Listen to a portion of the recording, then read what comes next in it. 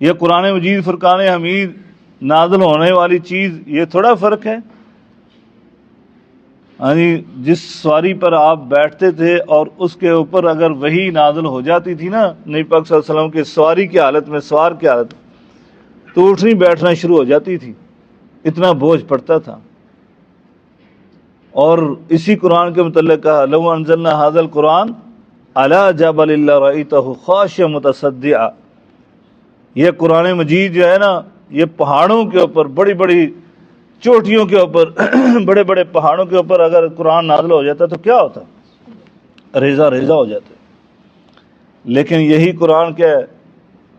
فرمایا علی قلبک، ہم نے آپ کے دل پر اتارا ہے یہ قرآن، نبی کریم صلی اللہ علیہ وسلم کے دل پر اترا ہے یہ قرآن۔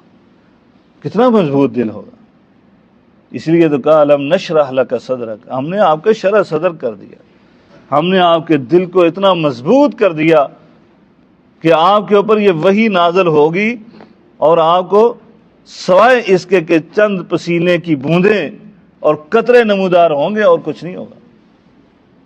وگرنہ عام بندے پر وہ تو اس کو برداشت نہیں کر سکتا۔